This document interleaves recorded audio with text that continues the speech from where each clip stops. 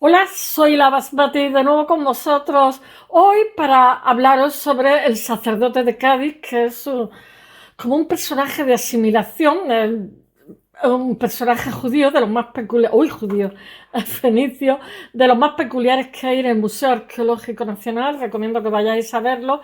Lleva una máscara de oro, pero durante mucho tiempo también se ha especulado con que fuera la representación de un dios egipcio, pero no, es el dios Melkar. Yo siempre que oigo de Cádiz, la verdad es que me abruma pensar, porque leo, por ejemplo, de gente con autoridad, Cádiz fue fundada en el siglo XII, otros dicen Cádiz fue fundada en el siglo XI, otros dicen no, Cádiz fue fundada en el siglo VIII, otros no, en el siglo VII. No sé con qué quedarme, la verdad es que debería de leer mucho más para sacar una conclusión. Seguramente, bueno, en el caso de esta figura han datado que es del siglo VIII. Cádiz es la ciudad más antigua de Europa, la fundación más antigua de Europa, pero aparte de eso los fenicios solían, que era un pueblo marinero, colonizaron lo que era el Mediterráneo occidental, era gente muy emprendedora. Los antiguos cananeos, que era una franja, realmente coincide con lo que es Beirut, pero no exactamente. Los cananeos eran la Baja Galilea, Siria y lo que es hoy Beirut también, antiguamente. Lo que pasa que según, digamos, la coyuntura del momento, ya fuera, yo qué sé, Tiglatpileser o, ¿cómo se llama? Nabucodonosor segundo, o que fuera, pues tenían más o menos. También eran una serie de ciudades-estado que no tenían una coine, tenían, el Basileus era realmente digamos, el promotor de los negocios, pero con el tiempo, eso va a ser entre el siglo IX y el VI, que era, digamos, la época orientalizante de lo que coincide con este sacerdote del que os voy a hablar hoy. Pero después, a partir de cuando es conquistada la ciudad de Tiro, porque había diferentes ciudades, Tiro, Biblos, yo qué sé, Beirut, había un montón, que a su vez devenían de Ugarit y otra serie de ciudades. Hay que recordar que los fenicios tienen el alfabeto, exportan no solamente el creciente fértil, que son 2000 años de progreso con respecto a lo que era la Europa occidental, sino fueron los grandísimos difusores. Entonces ellos a nosotros nos pusieron en el mapa, a nosotros y a otros. Eso, ay, no sé lo que se iba a decir, se me va de la cabeza tanta idea acumulada. Ellos no solamente es la idea del negocio, ¿no? El concepto del fenicio que aparece en la Ilíada, etcétera, sino del hombre tramposo y tal, sino eran unos excelentes agricultores, una agricultura que exportan a nuestra península, porque aquí realmente ellos no trajeron el olivo y la vid, lo que trajeron es la explotación del olivo y la vid, porque ellos, y la ganadería, obviamente, porque aquí existían vid y olivo, pero eran silvestres. Entonces ellos hacen selección de semillas, utilizan el estiércol de los animales como fertilizantes, como abono, y, y digamos el excedente lo exportan, el excedente del vino y tal. Y entonces también sabe, digamos, la explotación de la minería, porque ellos utilizan el plomo como decantación de la argenta, ya que teníamos la franja calcopirítica que hay en la zona de Huelva, etcétera, de la Bética, etcétera. Pues aquello era como inacabable, ¿no? Entre el Tinto y el Ordiel, todo lo que es la Sierra de Huelva. Yo que he estado viviendo en Huelva una temporada, unos cuantos años. Bueno, los fenicios, pues a nuestro país, bueno, también dejaban las tierras en barbecho, eran absolutamente modernos. Usaban el hierro, estamos en el primer milenio, pero los fenicios realmente marcan el tránsito del bronce al hierro. Oriente, digamos, había sido anterior a todo esto. Y entonces, ya sabéis que el hierro para fundir siempre fue, a lo largo de la historia, siempre fue de metales más blandos a metales más duros, porque necesitaban alcanzar unas temperaturas mucho más fuertes. Ellos también son unos fantásticos joyeros, orfebres. No hay nada más que ver, yo que sé, el carambolo, etcétera, por mucho que digan tartesos, etcétera. Los tartesios realmente, los indígenas no eran gente tan atrasada, pero lo que es cierto es que los fenicios, que fueron unos grandísimos difusores de lo que es el progreso, el creciente fértil, que de 2000 años antes, pues a nosotros nos pusieron en el mapa. Absolutamente.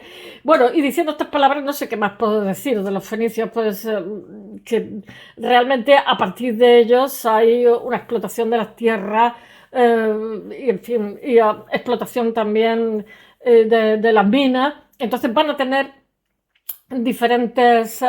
ellos también hay que tener en cuenta que tiene que haber una concomitancia que desconocemos entre lo que fue el esplendor de Micenas, ¿no? Ellos también son transmisores de todo ese progreso que existe con anterioridad en lo que es la zona, porque realmente lo que es el trozo este de Beirut, la Baja Galilea, yo qué sé, Creta, todo ese, digamos, ese entorno, pues están a nada de lo que es África, a nada de lo que es Asia y, por supuesto, con Europa. O sea, son lugares geoestratégicos alucinantes, o sea, increíbles, porque también son cruces de zonas, digamos, de comercio importantísimas para la época. Ellos, ya os digo, que fueron unos fantásticos difusores también de la arquitectura.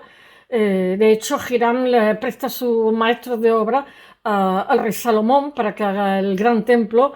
En fin, podría estar hablando de Fenicia que he examinado hace poco. También deciros que según las colonias va a haber colonias entre aproximadamente lo que es el Levante español, entre lo que es Cartagena, hasta Cádiz, Huelva, quizás por el tipo de explotación.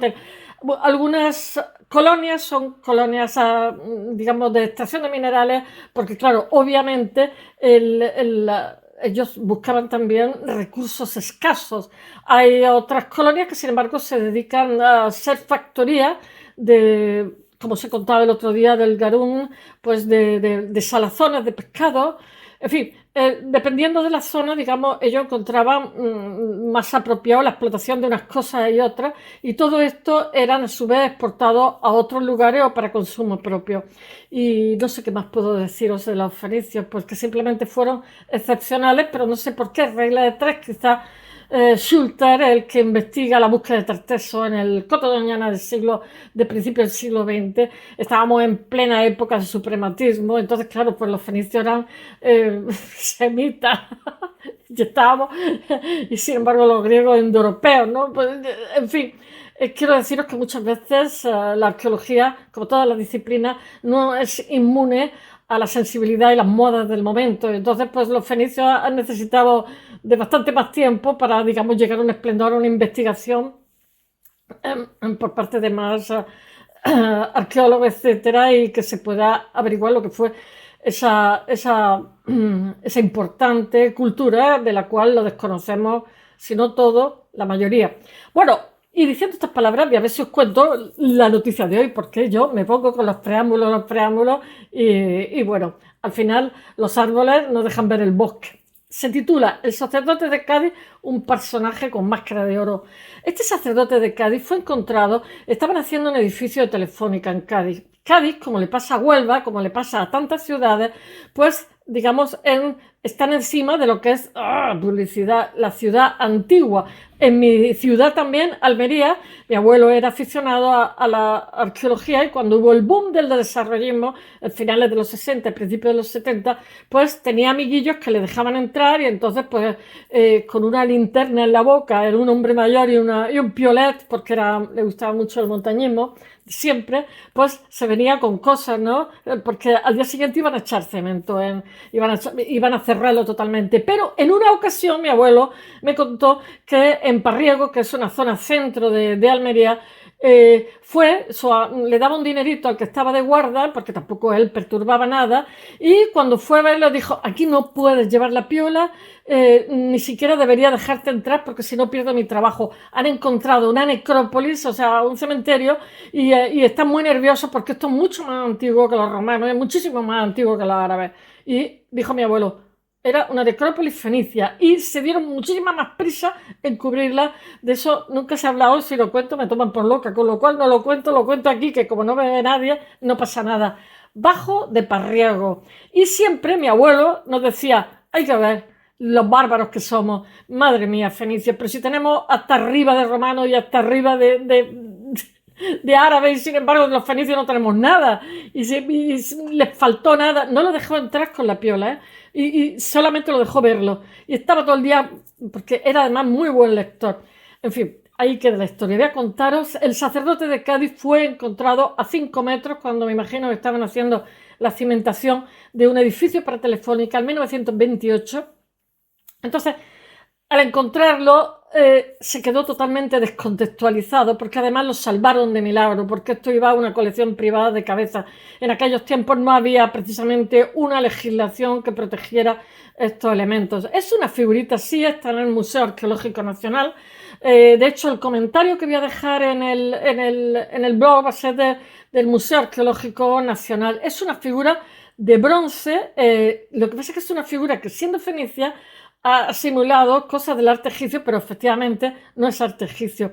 Esta figura lleva una máscara de oro y seguramente tiene como un agujerito, iría clavada a un báculo de un sacerdote, porque no se sabía si, de hecho no se sabe si es un exvoto o es, digamos, una figura ceremonial, porque, en fin, no se sabe, se especula, ¿no? Es una figura de bronce y oro y es uno de los objetos más singulares dentro de lo que son las colecciones que posee el Museo Arqueológico Nacional, que es absolutamente recomendable el ir a visitarlo. Y, ¿qué puedo deciros también? Es el único ejemplo que tenemos encontrado en la península ibérica, seguramente sería Melcar. Vamos, pero seguro, segurísimo.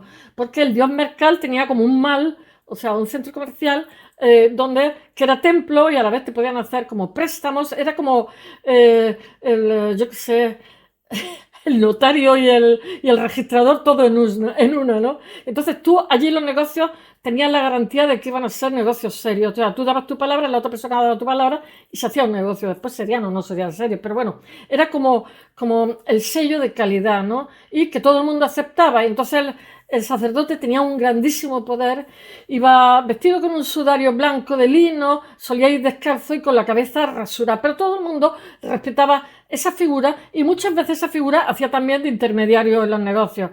Y se supone que este sacerdote, que tiene los labios gordos, la nariz con el ala ancha, pues debía de llevar en su báculo clavado, porque esta figurita está como hueca para ser clavada en algún sitio y lleva como también un hueco, como que llevaba algo. En fin, no lo sé. Es el único ejemplo que se ha encontrado en la península ibérica de una figura de bronce chapada en oro, porque tiene una máscara de oro. Aunque este tipo de figura está muy extendida durante la segunda mitad, o sea, durante el milenio antes de Cristo, que es la época de... ¡Ay! Esto es el polen que hay ya primavera, en Almería antes. Y bueno, el primer milenio antes de Cristo, que es la Edad de Hierro, porque se ha dicho que los fenicios suponen el tránsito de la Edad de Bronce a la Edad de Hierro.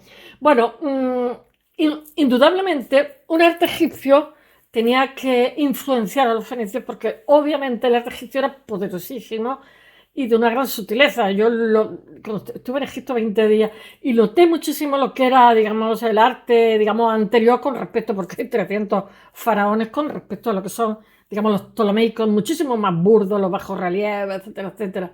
¿Y por qué decía yo esto? Bueno, el arte egipcio, solamente deciros que en nuestra cultura, por ejemplo, en el Art Deco, es totalmente arte egipcio. O sea, la gente no lo sabe, los relojes, los pórticos de las puertas, totalmente, una influencia tremenda. Es un arte muy sobrio y claro, obviamente, pues los fenicios eran vecinos y además de eso ellos tenían bosques de fresno. De hecho, el símbolo del fresno, lo que pasa es que los fenicios era un país que estaba con poca tierra cultivable y unas montañas que lo abocaban al mar, a ser una potencia marítima, porque eran unos excelentes navegantes, pero obviamente cuando hubo una explosión demográfica tuvieron que buscar colonias, o sea, los tirios buscaron colonias para las nuevas generaciones, porque claro, eso también, si se quedaban allí, podían generar inestabilidad política, todo hay que decirlo. Eso es lo que hacían los italianos en el siglo XIX. Los señores italianos, para no tener inestabilidad, cogían y hacían embarcamientos gratis a América a los jóvenes que quisieran, porque así se quitaban inestabilidades políticas. No son los primeros. Bueno, ya eso lo cuento. Según la interpretación general, estas figurillas de bronce y oro, lo que pasa es que representaban a dioses, eso es obvio, ¿no? A personajes divinizados, incluso animales. También podían ser esbotos de señores que hacían, porque había como, ¿cómo se dice? Como pozos en el templo donde tú lanzabas las figurillas. Era como un conjuro, ¿no? Señor mío, que la venta que tengo con los de no sé dónde, con los egipcios, que me salga bien. Y bueno, también los fenicios hicieron de intermediarios con los pueblos de Oriente, porque además, y les vendieron cosas, porque los fenicios, digamos, antes de buscar recursos escasos, eran también ebanistas, también hacían muebles con incrustaciones de hueso, marfil, etcétera, porque se han encontrado en palacios, digamos, orientales. Bueno, a lo largo de la Edad de Hierro, lo que pasa es que comienzan a fabricarse en Fenicia para posteriormente estas figurillas para extender su uso a todo el Mediterráneo, claro, y tiene asimilación egipcia. Pelos. Bueno, esta figura es masculina y está representada de pie sobre un soporte, os he dicho que es pequeñita, rectangular, que tiene como una espiga central, lo que indica que estuvo insertada en algo, en otra pieza o objeto. Está vestida con una túnica que está muy ajustada, tiene el cuello redondo, mangas largas, lo voy a poner en el blog, porque además hay bastante información y le llega hasta los tobillos. Y deja ver los pies descalzos, que es toda la simbología de lo que era un sacerdote fenicio o quizás el dios Melcar. Los brazos están recogidos a la altura del pecho. ¿Qué simbología tienen eso? Es como los de... ¿Eran los de Sumer? No me acuerdo, que iban con los... Bueno, y los puños, a mí, por ejemplo, le añadíamos una falange más, ¿no? A las manos, porque también el David de Miguel Ángel tiene una falange más, ¿no? Porque si os fijáis, por ejemplo, en la última cena de Miguel Ángel, ¿no? Habla como, o sea, hablan con las manos, porque como las películas de Buster Keaton, las películas mudas, ¿no? O también, o sea, como el traidor Judas, ¿no? O sea, todo, pero utilizan mucho las manos, entonces la expresión que leemos está en las manos, ¿no? Y por eso yo, por ejemplo, veo al ave fénix, ¿no? Y el que está arriba subido, ¿no? O cuando rezan los musulmanes, o sea, toda la expresividad de las manos tiene mucho que ver con la cosmovisión de los... Entonces, toda esa iconografía, pues, como que te ayuda un poco a la interpretación, ¿no? Tiene los puños cerrados, ¿no? Y agarra un objeto, esta figura que hoy no está, tiene también como una cosa media. Bueno, la cabeza se cubre con un gorro casquete cuyo borde, lo que pasa, está rematado con una cinta y después tiene una máscara de oro que le llega hasta la oreja. Y bueno, y a través de ella lo que pasa es que se puede apreciar el relieve de los rasgos físicos, como os he dicho, del personaje, que tiene el ala ancha, o sea, era semita, como yo, labios gruesos, yo qué sé, nariz ancha y los ojos almendrados. Tiene un punto oriental ahí, un puntillo oriental. Bueno, en esta máscara, entre África y Oriente, porque son Oriente Medio.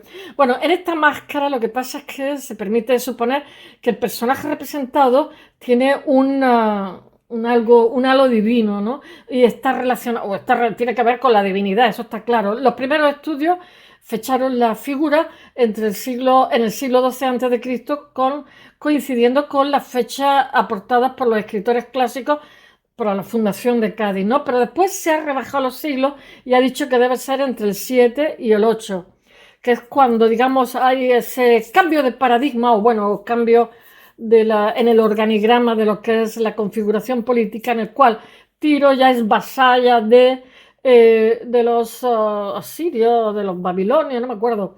Y entonces lo que pasa es que llevan ya varios cientos de años, varios siglos, las colonias del Mediterráneo, y entonces ya que se han mestizado también, entonces ya hay hay otra cosa distinta, ¿no? Porque ya son independientes estas colonias. Bueno, hoy día está aceptada una cronología más moderna, que os he dicho que se entró en el siglo VIII antes de Cristo, con su posible origen importado, porque realmente me parece que tiene zinc y magnesio, creo, que eso, este bronce, que eso es procedente de los fenicios. porque se ha hecho un estudio arsénico, digo yo magnesio, arsénico y zinc, que eran elementos totalmente extraños en las aleaciones de los bronces de nuestra península ibérica. Bueno, la figurilla lo que pasa es que aparece totalmente fuera de contexto al realizar una obra en la ciudad de Cádiz, y la falta de datos sobre las circunstancias del hallazgo o de los materiales arqueológicos que la acompañan, lo que pasa es que dificulta muchísimo la interpretación de la misma. Esto lo que pasa es que obliga a plantear el estudio comparándolo con otras figuras que se han encontrado parecidas en sitios muy distantes, otras figuras similares, tarea que no siempre resulta fácil, porque encontrar paralelismo con figuras que están a miles de kilómetros, pues sí o no, porque pueden ser conclusiones como muy peregrinas, ¿no? Cuando ante una figura que lo ha perdido los símbolos o los atributos que podían. Al perder los símbolos no podemos decir que fue un sacerdote o fue un exvoto, etcétera, que permitirían discernir si estamos ante la representación de una divinidad, de un personaje. Bueno, ¿es un sacerdote del templo de Melcar? Sí, seguro que sí. Desde el momento de su hallazgo y publicación, la figurilla se conoce como el sacerdote de Cádiz, sin más apellidos, ¿no? Y, y bueno, podría ser el remate de un báculo o representar a un sacerdote con su, yo qué sé, con sus atributos. Hipótesis todas, aunque los atributos no están, con lo cual, bueno, del poder que tuvieron los sacerdotes fenicios vinculados con las actividades de comercio, ellos eran los encargados del templo, donde se hacían las transacciones. Era como, ay, ¿cómo se llama esto que hay en Valencia? La lonja, una especie de lonja. El templo de Melcar era una lonja. Ellos oficiaban, administraban los rituales, las ceremonias, etcétera, pero daban también como un cuño de seguridad, como os he dicho antes, como una garantía, ¿no? Entre lo que estaba ahí estaba legitimado también por el cielo. También deciros que los fenicios, aparte de, eran unos excelentes agricultores, no os creáis, porque si no tenemos como una foto fija con que Fenicio es negociante, Fenicio era uno. De hecho, los púnicos, cuando son conquistados por Roma, una de las cosas que hace Roma es traer todos los, ¿cómo se llaman? Los tratados que tienen de agricultura, de selección de semillas, etcétera, porque saben que son excelentísimos, quizás los mejores agricultores que conocen, y los traducen al latín. No sé si se llama Zenón, Sanón, los manuales esos, que eran unos cuantos tomos, que eran manuales, no manuales, sino tratados de lo que era la agricultura. Bueno, esto forma parte de lo que es una estructura jerarquizada en la que la figura más importante, por supuesto, es el sumo sacerdote, cargo que estaba unido de forma inherente a lo que era el rey, porque siempre el poder temporal y el intemporal van de la mano. Según la información que aporta Silio Itálico, que es de los sacerdotes eran los únicos que podían acceder al interior del templo, ahí como en Santa Santorum, y a ellos les correspondía la realización de los rituales, la presentación de las ofrendas frente al altar. También sabemos por esta fuente que los sacerdotes iban vestidos con túnicas de lino y lino blanco con los pies descalzos y la cabeza rasurada. La interpretación más aceptada es que identifica esta figura con un dios, y en este sentido el sacerdote de Cádiz se le ha relacionado un poco con Ptah, que era como el dios de la construcción y de los artesanos y no sé qué, pero después han dicho que no, que Melcar, que es el de los negocios. Ptah es el creador del panteón egipcio, inventor de la albañilería, protector de los artesanos, arquitectos, etcétera, que se representa, es que estos son hipótesis, como un hombrecillo que está de pie. O sea, estos son asimilaciones culturales, esta iconografía, sobre un pedestal envuelto en un sudario como este, con un casquete en la cabeza. Pero a esta figura le faltan atributos que tenía el collar Menat, y también llevaba un cetro que se llama Uas, en el que aparecían símbolos del pilar de hiel y la llave de vida o Ani, estas llaves que conocemos. Pero sin embargo esta figura no tiene ninguno de esos atributos, de ninguna de esas iconografías, y el sacerdote de Cádiz en absoluto coincide con lo que es la iconografía del día Ptah. ya que difieren el vestido que lleva y están ausentes lo que son todos los atributos que llevaría este dios y la simbología propia del mismo collar. Me está picando todo. Es que hay polen. Ni lleva llave de la vida ni nada de nada. Bueno, según los estudios más recientes, el sacerdote de Cádiz lo que pasa es que pudo formar parte perfectamente de un grupo de figurillas que, aunque fabricada por los fenicios, pues era un guiño a Egipto, porque eran vecinos y obviamente Egipto era una potencia, lo mismo que lo eran ellos. Y quisieron representar a dioses no egipcios. Y esa es la interpretación que se ha dado, que se da a un grupo numeroso de figuras de bronce masculinas que tiene como poses como estereotipadas, en las que se ven a dioses en actitud de bendecir, con los brazos extendidos, con los brazos rectos extendidos. Ya he dicho que las manos son las que hablan a lo largo del cuerpo o sosteniendo una flor en el pecho. Yo qué sé, la vestimenta y ¿cómo se llama? Y la actitud de estos dioses, lo que pasa es que reflejan una iconografía de origen egipcio, aunque posiblemente estemos ante otro tipo de dioses, quizás ante dioses protectores del comercio del Mediterráneo, nuestro Melcar. Un esboto ofrecido a la divinidad. La pieza sería parte de alguien que maneja guitas, que la tiró al pozo, quizá un grupo de estatuillas halladas en áreas de carácter sagrado dentro del propio recinto del templo, en los pozos votivos de los alrededores, que han sido interpretadas como exvotos ofrecidos por los habitantes de las ciudades o por los extranjeros que querían una travesía en condiciones seguras, ¿no? Y a los santuarios. De este modo, a través del ofrecimiento de los exvotos, que eran propiciatorios, ¿no? Era como conjurar el futuro, ¿no? Los comerciantes y los artesanos se aseguraban de un buen funcionamiento de su futuro, de su fatum, ¿no? Que los hados le fueran favorables, como decían los romanos, de sus actividades económicas, ya que el dios al que estaban dedicados estas piezas, el templo, ejercía de garante en esas transacciones que todos aceptaban.